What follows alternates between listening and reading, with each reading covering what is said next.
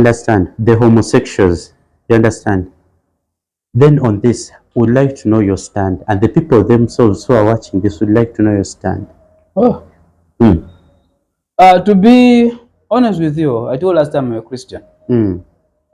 I'm a strong born again Christian, Very strong. and I love being a born again. That is what defined me. Get the point? That's what defined who? Defines you. So I just want to tell you the truth is that Mm. me as a leader, apart from being a born again Christian, when I become a leader as the president of this nation, I protect Ugandans. So welcome back all to our YouTube channel. By names of Whistlings with my host again, because very many were asking me, when are you bringing it back? Because they wanted the part B of the what of the story. Yeah. And since in the past video you uploaded, you gave about your biography, there may be some people who may be interested who are watching this video for the first time, and they'll be interested to know more about you. At least you can summarize shortly what was in the very first episode, your biography, and some of your leadership skills, just shortly. I just want to say my name is Kidega Michael. Mostly people know me as chef by profession because I did hotel management.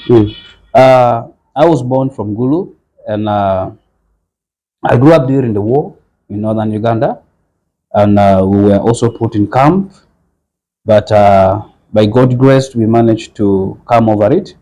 And most of my journey growth, I grew up from Masindi district by then, but now it's under Kirandongo district, which is Masindi Port, and that is where I also did much of my studies.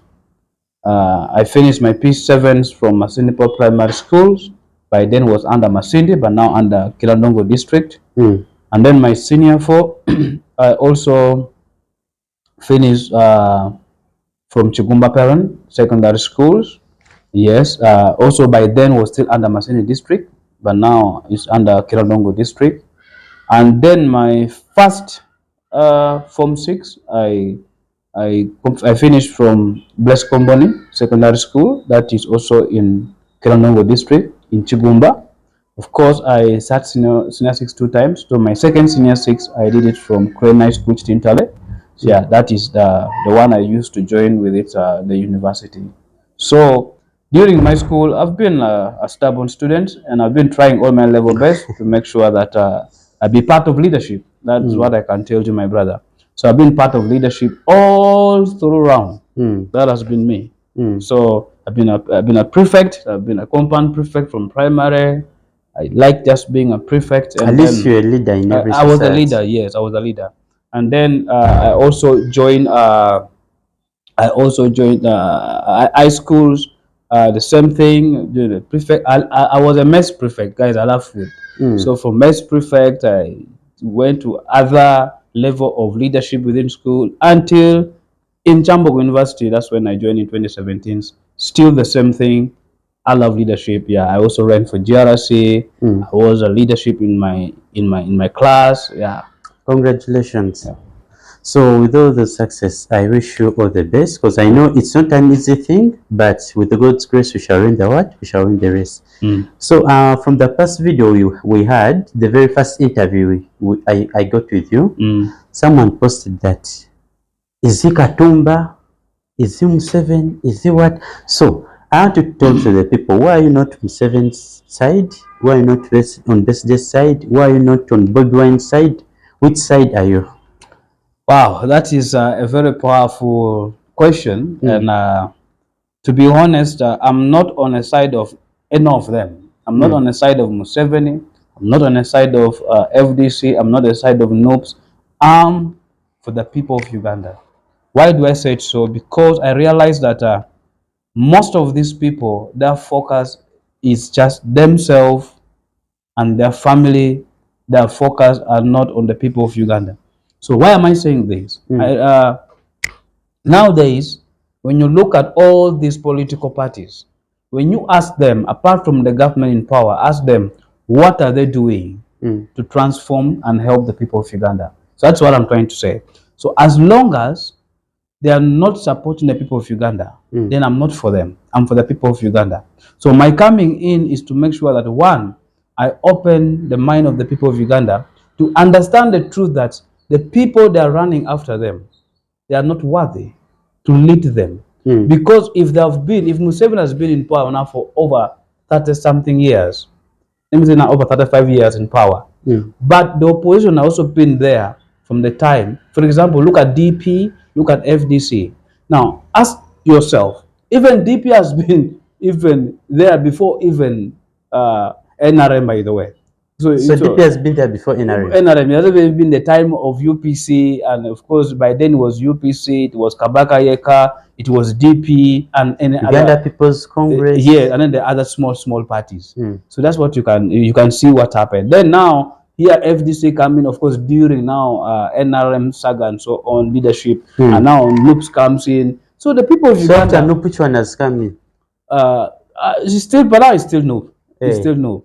So, and that is how they're doing it there. And they're confusing many Ugandan as many possible. So my coming in as the next president of the Uganda is to make sure that we stop this kind of confusion that they're putting Ugandan in. It's and that's why, confusion. a lot of confusion and a lot of things happening. People are dying, you know.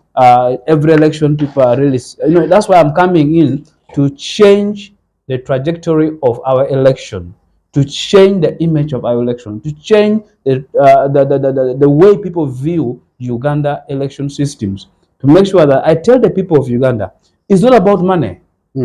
It's about someone's having idea to transform a nation and make a nation a better place. And that's what makes me different. I am not Museveni, I am not FDC, I am not Bobby Wine or any of their party. I am for the people of Uganda. My platform, Uganda Democratic Union, is not a political party.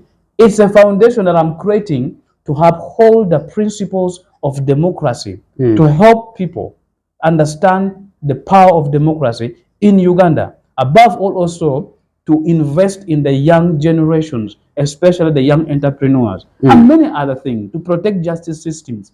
That's why I started this platform, Uganda Democratic Union. And it's going to be one of the most powerful organizations we shall have in Uganda. On that very note, someone commented, what is Uganda Democratic Union all about? Yeah, as I said, Uganda Democratic Union is a non-profitable organization right now. I started this organization with the aim of upholding the principles of democracy. That's one. Two, protecting our justice system. For example, those who might not afford to get justice and to afford lawyers and so on, we will be providing by that time when we are fully registered and now recognized by the government and all other institutions. But right now, it is in the journey process and we are getting there. And I know everything takes time. A good thing does not come once. Good thing takes time. When you rush with things, that's when you knock yourself on the way. So I don't want to be like where they had sagas, they rush themselves about their parties and everything. Bobby Wine came with the people power movement, and then they said, okay, he tried to register as a political party. It didn't work. Then they come for national platform. Someone claimed, okay, it's my party. They have to struggle. So all those saga. You see, when you come up with something that is you the founder and you're unique with it, and you have the brain over it, the name is not an issue. What matters here is the brain behind the person, the brain behind the organization. So someone can fight for a name. It's okay. So if Bobby Wine had a vision, had a dreams to develop this, surely there would have been all this saga, because I would have said, I don't have time to waste to go to court. Take it. Because what matter is, I am the vision bearer. Yeah. And I have it. So for example, no one can fight NRM. Why? Because Museveni is the vision bearer. From the time he said, let's hold gun and go to the bush war, up to now. So you can't change a vision bearer. So even if they say, let's change the name, and they really change it. Yes. From NRA, now they're in NRM, you can even change the way you want. Why? At the end of the day, what matters is the name is not the issue. But what matters is the vision bearer. Even now, I can tell people can say, okay, let's remove the name Uganda Democratic Union. You're wasting your time. Because what matters is the vision bearer. The person who brought the thing. Exactly. Yes. That's what matters in the ground. Mm. Yeah. Yeah, I'm very so grateful for that. So I'll ask you a small question. Like though you said about your leadership skills while in high school and all other places, campus, you became the GRC. So let's use for the issue of the GRC. You contested for GRC in Chambogo because there was a reason why. You understand? So and now right now you're contesting for the as a presidential candidate 2026, 2031 because maybe there is some one thing you want to change. Because we can't say that all is going well, you understand? Yeah. So can you tell us at least that one thing you would love to change in Uganda, given the chance you're the president of tomorrow? Wow. Wow. This is guy, this is good. To be honest with you, my brother, there's a lot of thing that is going on. But first of all, as a historian, I'm someone who is not going to say I will not appreciate. I will not appreciate. Yes, when you look at Uganda since 1962, 1970s, during the time of Amin and the war, the 9 years of war, then during the time of the short president, and we have, and then here Museveni come. The truth is, there's something to be happy for. There's something to celebrate, okay? So I'm not saying that the government's not doing something, but they're not doing it enough. You get the point? So that is what I can say. The truth is, the government of Museveni is doing something that because when you look at Uganda of 1980s and Uganda of now, it's not the same. Now, why me now? And why this time? Yes. The truth is that the time when Museveni went to Bush War to fight and come and to lead the Ugandan and whatever promise he made for them, the truth is Uganda needed someone to come in. So the problem by then, the problem that the people, our fathers, our great-grandfathers were going through, really needed someone like a savior to come and deliver them. So Museveni was the solution. And indeed, he did his part. He transformed. But due to the growth and the change in the world, Uganda has grown. Uganda has changed. Right now, Museveni came in power when he was 30-something years. Now the guy is in 70s, even going to 80. Now some of us were children. Now we are old, now big people. We are in our 30s. So you get the point? Yeah, so the problem of now is not the problem of then. So Museveni cannot. So let me first pose a question. Let me finish. So Museveni cannot solve our problems as the people of Uganda in our generation, because the other generations, their problem was not our problems. Yes. For example, when you look at the generation of the people during the 1962, because their problem by then, they wanted their freedom. They wanted to get out of the British colonial rules because over them. That was their problem. Now immediately they gave them the power, and Kabaka was given as the king and the head of state, and then Obote became the prime minister. Still, after that generation was getting out, the new generation came and said, you know what, there's something still missing. So the problem was different. So our problem right now cannot be handled by Museveni. So because of the vision he had by then, it's not the vision for us we see. Me as a young man like this, I see a deeper vision. I see Uganda that now needs to focus more in technology transfer. I see a Uganda that needs now to focus more in entrepreneurship development, the know-how, putting things in the marketplace, innovations. I see Uganda where we no longer just have to focus on only just recruiting army, but adding value addition in the armies. I am seeing a Uganda where prison is not just a place where we are putting people there and punishing them, but a place where people comes out of it and they're better people to transform others in society. I see a Uganda where a police department is not about just because they're run by military, but run by civilian, and they respect rule of law and order within, and they are strictly focused on the principles of keeping law and order. I see a Ugandans where all the institutions under the government, they're fully independent. All the institutions. All institutions. Count them. The parliaments, the judiciary systems, the executive. They don't force the other. Each of them focus because that is the real principles of democracy in the country. Now, that is what I'm looking for as a young man that you see. That's what I'm crying for. So, when I look at me as me, what I can change right now is to tell the people of Uganda, and for those who are watching this video, I'm here to tell you that, guys, come up. Because one thing we did do is to change our mindsets. And the first thing I want to do is bring in the constitutional reforms. Why am I saying this? Our constitutions have the loopholes. And one of the loopholes in the constitutions that I need to speak about is that the power of the president has been given. I need to appreciate Museveni that in 1994, 1996, during the process of the constitution formations, that's when we got the 1995 constitutions. Yes, it wasn't free and fair, but still we can come out and proud and say we have a constitution, something that governs us. But we need to come up now as a young generation. That constitution need to be reviewed and fully amended. Not just remove things here, amend here. No, the entire constitution need to be reviewed. Some power need to be removed. The power of the military into parliament need to be removed. Strictly let them serve the people of Uganda and protecting our territory. Period. That is it.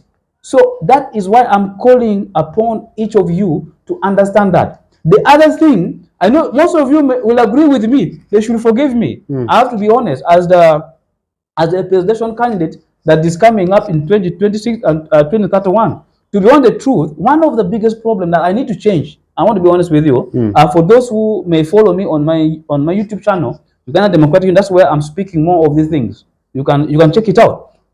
One thing is that the name Uganda is one of the problems why we might not be growing further and why we're not united, by the way. Because there's a certain group of people who think Uganda belongs to them. A certain group of people. And I'm sorry, this I will quote. Okay, as I quote, some of my brother Baganda, they think Uganda belongs to them, which is okay. Because I am proud of Baganda. Why? Because of what they did to contribute for the Uganda getting independent.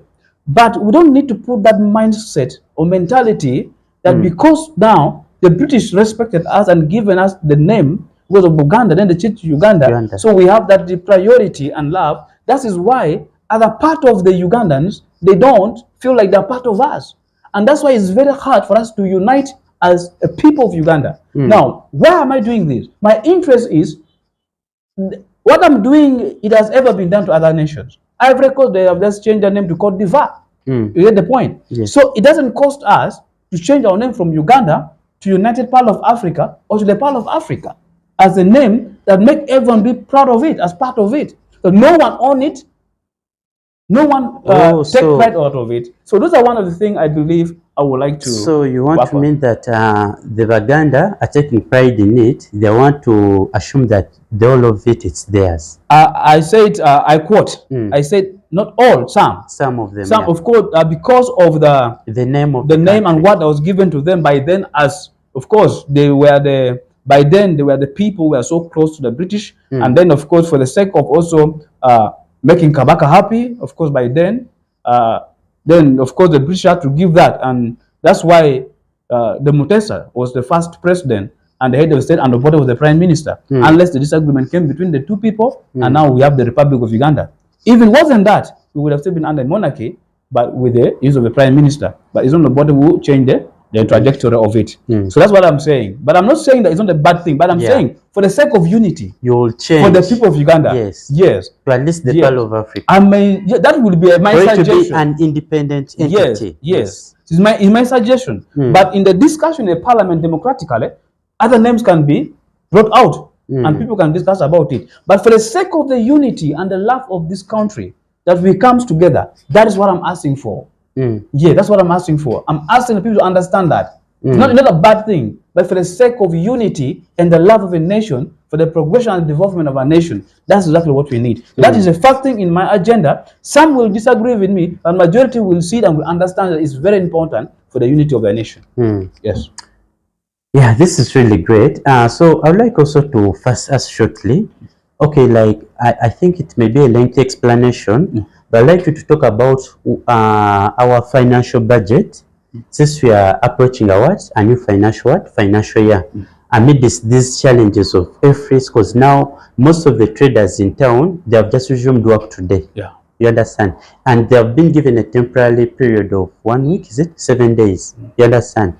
They have removed the air freight staff for 7 days, but they are bringing it back once the president talks to the traders. Yeah.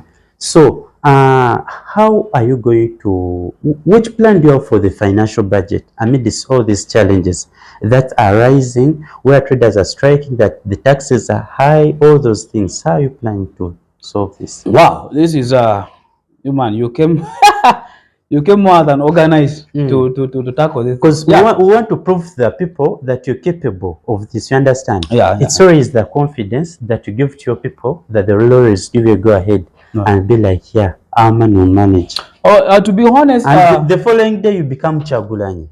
I want to say something here. I'm not looking for popularity. Because as a born-again Christian, Jesus is already popular in me.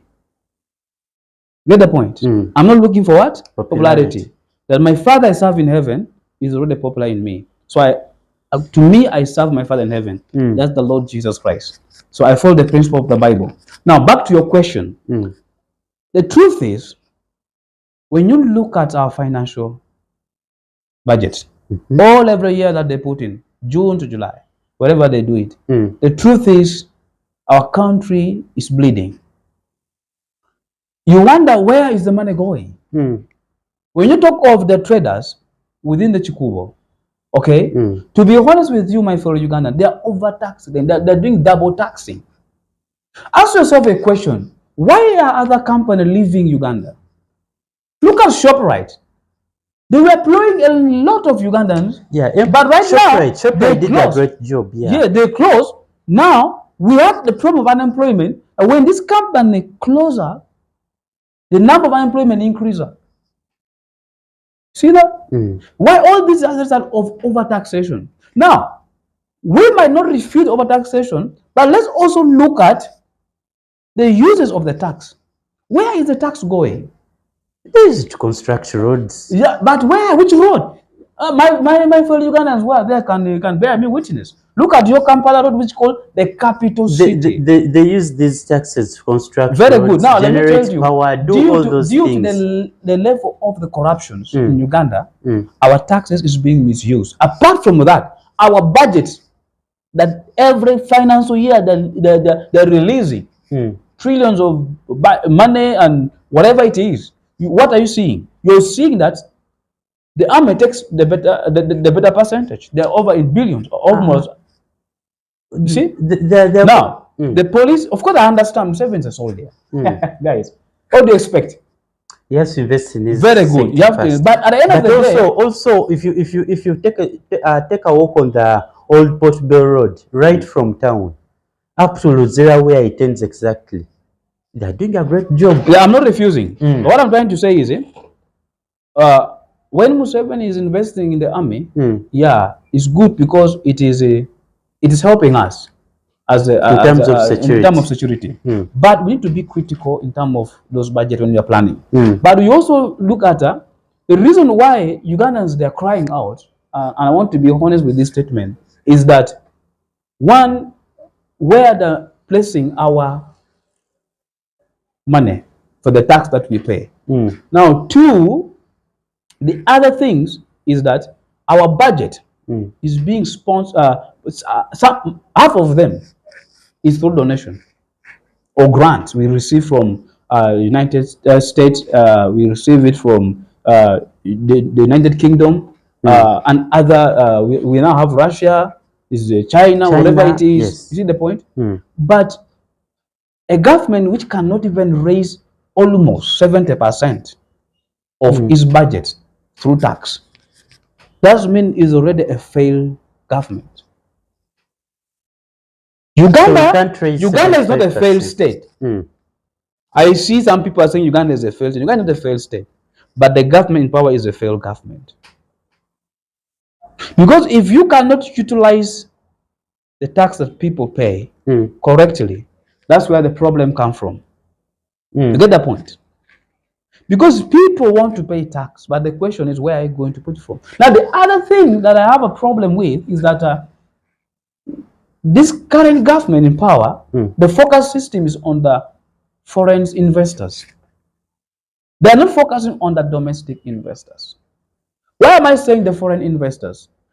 These are the people who come in, put their businesses, and when you start working in a different part of Uganda, almost every industry that's owned by foreign investors, very few Ugandans are in the top management. The rest are their cleaners and some of them. But don't we have Uganda who are educated?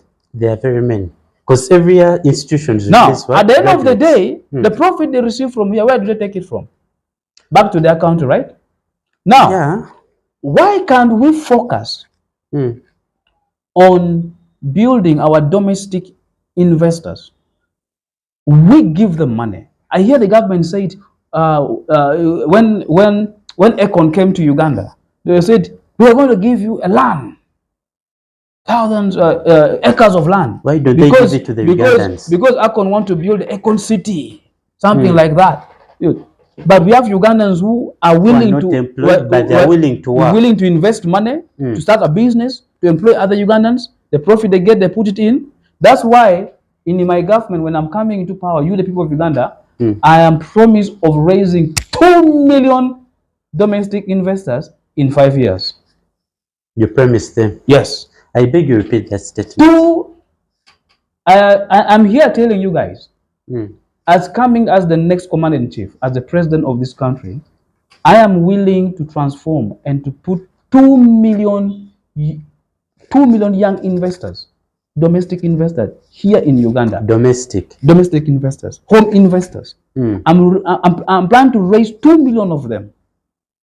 2 million home investors. All these efforts to produce a self-sustaining Very economy. good. I'm trying to do it because I want to produce a self-sustaining economy. Why am I saying 2 million? Because from there, they will all have employment, employing Ugandans.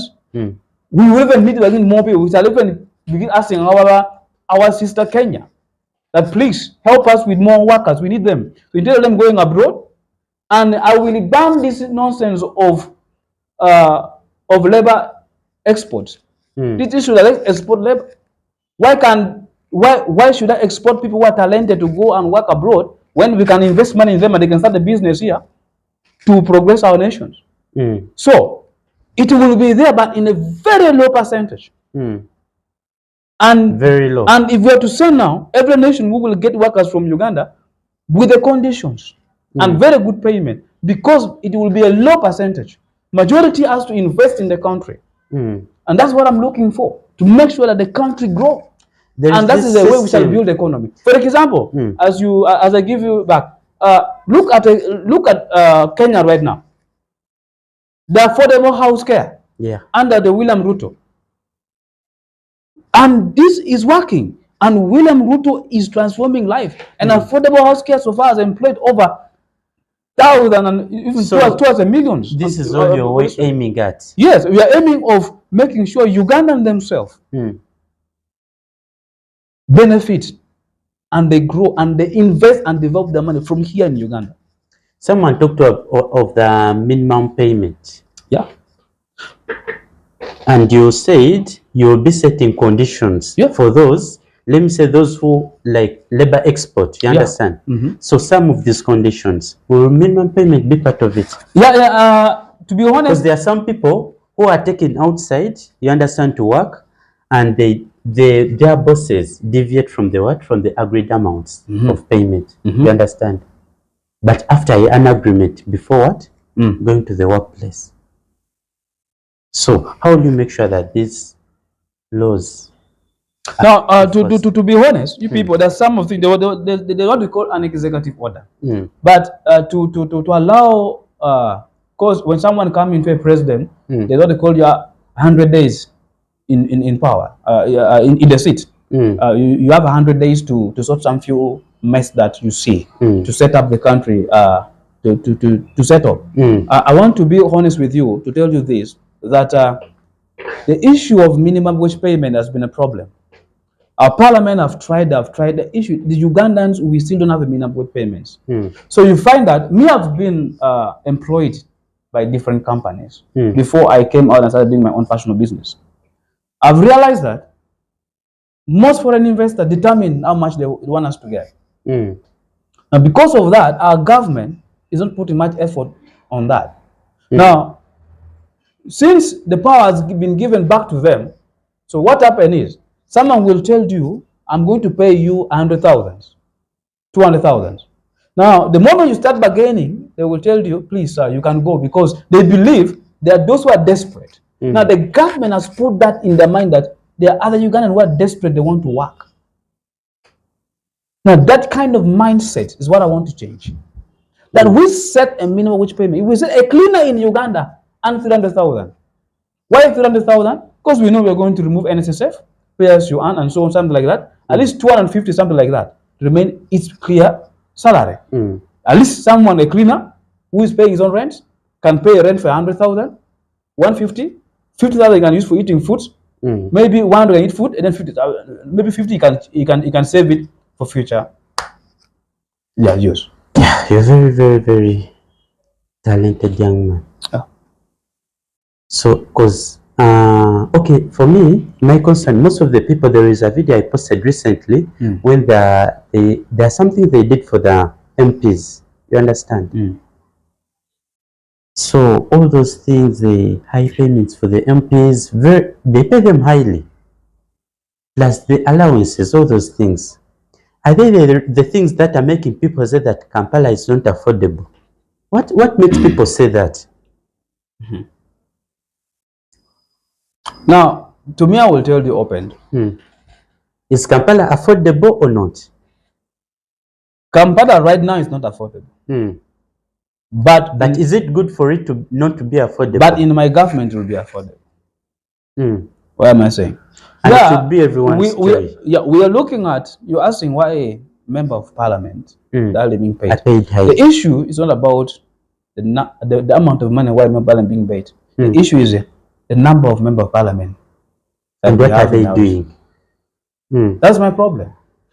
I promised to bring back the regional leadership. So this will help me to scrap all this bunch of a lot of member of parliament who are not contributing a lot of things in our economy. But they are instead draining the economy, and we are drying every single day. So why am I saying this? Is that, to be honest with you, that we will have governors. I will introduce governors. So the Eastern governor, the Northern governor, the Western governor, the West Nile governor, and then the Central governor, something like that, with few leadership, but well organized. Oh, we can even go back to the federal running of the, but I believe federal doesn't work. Although most of the people want it, Baganda want it, people want federal government, but it doesn't. When you look at Uganda, is a small nation, so federal doesn't work. But governors can work. So that we reduce on the number of people who want just to come and chew money. Recently, I made a video concerning the cost of election. And people are asking me, you better go deeper in the next part too. Why? In Uganda right now, you find in Northern Uganda, for you to run for member of parliament, you need to spend something from 350 to 500 millions. Millions? Yes. Now, that means they are there to make money. Not now to give service delivery to the people of Uganda. You get the point? So it has become like a profitable business to them. So in a central here, you need something from 500 to 700 millions. Now, Western Uganda even has gone even much further. You something from 600 to 800 millions to run as a member of parliament. So why? They have turned into a business sector. So someone coming into power as member of parliament, 2 years he has not yet even got the profits. The demand is there, his own thing, the loans are demanding, hey, give me money. So their focus is not on service delivery to the people. Their focus is that, how can I pay this money back? Oh. That's the issue. So this money they have borrowed to go for the campaigns. Yes. After winning the elections, when it's successful, their goal, how do I pay back the money? Because what I know, Your party does not give you full 100%. Mm. Of course, your party contribute, But not 100%. not 100%. So if you're to spend 600 millions, Mm. the party will say, first shall give you 300 millions. Mm. So one has to look for 200 millions. Or the party will say, you see the number of the people are many, we're giving only 200 millions. So you have to look for 400 millions. Due to the demands. The demands and the number of the people who have under the flag bearer. So at the end of the day, when they come in, they don't only just come now to serve the people, they come to gain what to gain what they've lost, but also pay back loans, but also they want profits. Mm. Yeah. So now, how are you going to manage this? Because elections require a lot of money, campaigns and all that. You understand? Mm. So here you've not come under NUP, Mm. you've not come under FDC, you've not come under NRM, and you've not come under PLU, and you've not come under Independent. Mm. They deeply all those things. Because had you come under those parties, let's say that they would have contributed, let's say, 50%. Mm. So how are you going to face this? No, Since you are the vision bearer of your party, you fund it yourself. I told you it's not a party. And Organization. but I'm not even using it for anything. I'm coming as Michael. So just say that Michael Chidega, you're coming, period. Okay. So leave that one alone. Eh. So I'm coming as Michael Chidega. Secondly, the reason why I'm not coming under all those parties, because all those parties has done nothing to the people of Uganda. Where are they taking us? Nowhere. Who is there? You're busy running after NUPS. You're busy running after FDC. You're busy running after DP. You're busy running after Alliance for National Transformation. You're busy running after NRM. Now, apart from the NRM who is in the government, I think they have done something, but to a smaller extent, as historians. But the rest were there as opposition. Ask them, what have they done? To even hurt me more that even his government has to pay them to run them. So have you ever heard them doing fundraising? Have you ever heard that FDC or maybe DP, they have a project at hand that give them profit, that give them money to run their own business or their programs?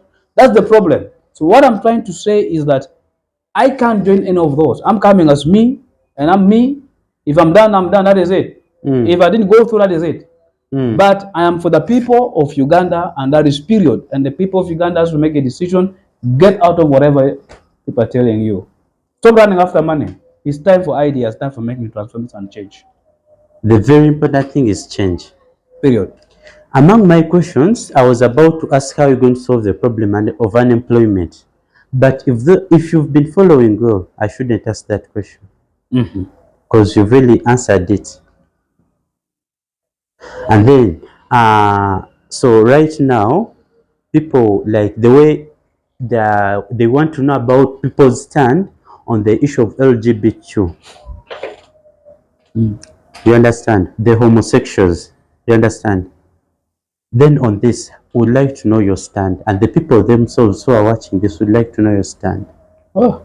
To be honest with you, I told last time I'm a Christian. I'm a strong born again Christian. Very strong. And I love being a born again. That is what defined me. Get the point? That's what defined who? Defines you. So I just want to tell you the truth is that me as a leader,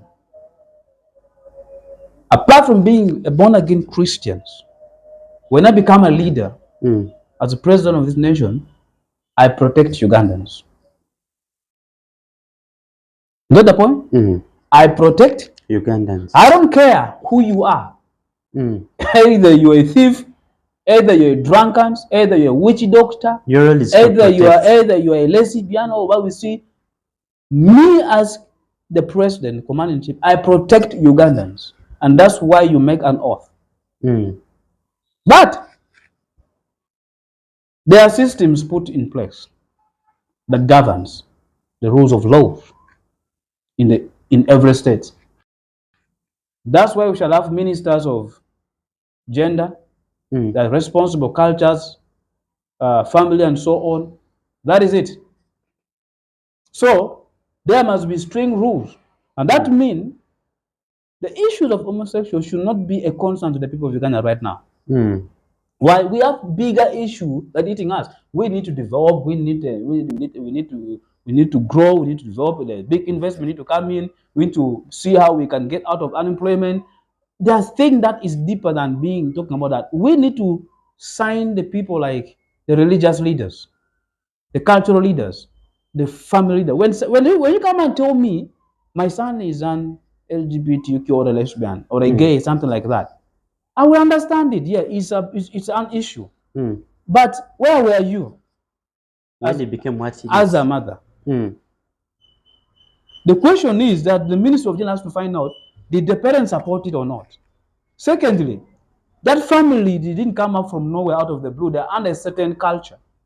What did the culture say? The cultural leaders. I believe that family is not just there by just coincidence. They have a belief that they believe in. Either they're Christian, they're Catholic, they're Protestant, they're Muslim, they're something. What is their religious saying about them? You get the point now? So it is their responsibility to make sure that because I can't tell as a president, I'm going to do everything, run here, run there. Of course, I cannot be, like, for example, pushed by another nations to put something that which I don't want. But it's this responsibility of this ministry to do their work. But for me, if I find out they're already here in my country, my right is to protect them. Not to kill. Not to kill them, not to chase them away. Not to take to prison. My right is to protect them. The Ministry of Gender is responsible with their guidelines and the principle and rule to see how we can deal with that problems. I'm not going to focus on that problem. That's not a big problem we are facing, the people of Uganda. Get the point? So that is me. That's you. Do you have a right? As according Uganda is signed up to the international law and human rights law. So issue is one. They have the rights to the education, yes. They have the rights to healthcare, yes. They have the right for the housing, yes. The other thing, they're misunderstanding. Another thing, Ministry of Gender has to sort it out.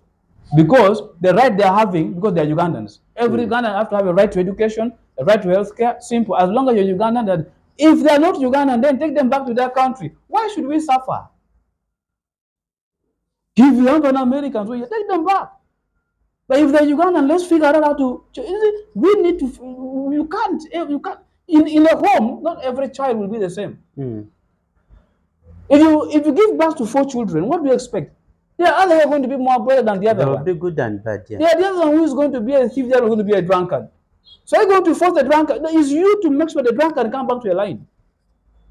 It's the role of a family. Cultural leaders, religious leaders. We, the government, we also give the ministry that response for that. So work together and fix, so that we have a nation that is well versed and well organized system that is working. Me as a president, my focus is, can we fight out of unemployment? Can we figure out the country and make the country a better place? That is it. Because I'm not going to stay in power for the rest of my life. When my time comes, I will go, someone else will come. Because my vision by then will be to solve that problem by then. Someone else will come with a better vision to transform the country forward. Period. Problem solved. So for you, your role will be to protect. Then it will go back to the cultural leaders. Minister of Gender. And the cultural leaders, religious leaders, and the family. Yes. So where does this leave the part of the religious leaders in churches who say they don't support this? You see, I don't like to hear those things. I'm sorry, I'm not offending any religious leader here. To be honest with you, I'm going to be open.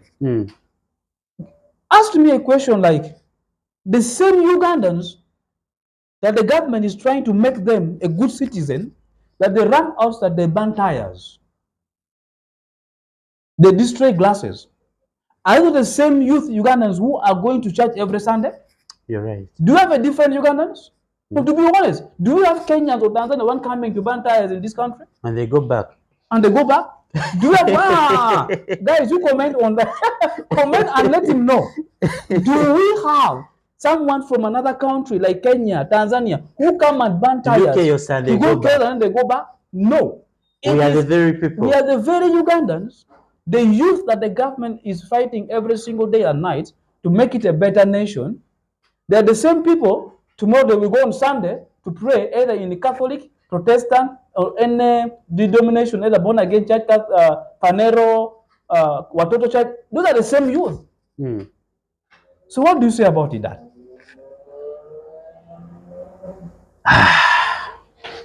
So we are all human beings, and we all walk through mistakes. And once you know a mistake, you go back to God. You understand? So, in conclusion, can you briefly tell us about your foreign policy? Yeah. No one's an island. Yeah.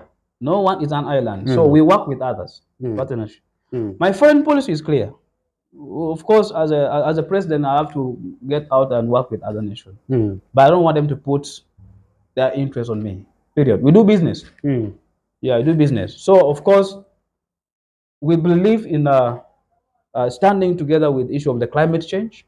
Yes, focus on the climate change issue because it's a bigger thing happening. They're looking at peace and stability of the entire nation, the world, as according to the United Nations Charter. Yes, we are looking at all that food security, but also as our president, we thank him for his hard work. Is taking the peacekeeping in Somalia, peacekeeping. Those are the things. Me as Michael Chidega, I will continue with those kind of foreign policy because if your neighbor is not fine, then you're also not fine. So I will continue with that to make sure it works. And then also Uganda is signed up on the refugees, international refugees. So at the end of the day, we will have to figure out a lot of things. Yes, we will continue, but also see how to balance the card. Yes, so still my foreign policy still goes beyond that and creating strong relationship with other countries. I believe a nation like Vietnam, Taiwan, you know, they're good at technology. I would love to create that impact with them and also create business between Taiwan and Uganda, and we see how to develop, and also United States and Uganda. So yeah, we continue to move forward and develop our diplomacy in all part of the country. And I believe by then, as a president, I will produce the office of diplomacy in my government to make sure that we handle it very well together under the Ministry of Foreign Affairs. Yeah. Yes. So, in conclusion, can you sum it all up with your Yokos message to the people of Uganda? Thank you. To my fellow Ugandans who are watching, this is what I can say is that it is time for a mindset change. I understand we are all sometimes peace. I understand we all want change. I understand we are all running upside and down. We all need that. But the truth is, what type of change do we want? So it is time for us to make a hard decisions. Don't be driven by money. I know we are all broke right now, including me. I'm part of that. We are all broke. We want money. But the question is it about money or about the future of Uganda and the future of the next generation that we have? So I call upon you, let's have open mind and let's focus, work as a team and change our country. We should stop having this negativity of saying so and so did this, so and so did that. Like my brother Bobby Wine goes out to say a lot of things that doesn't make sense. At the end of the day, let's market our country.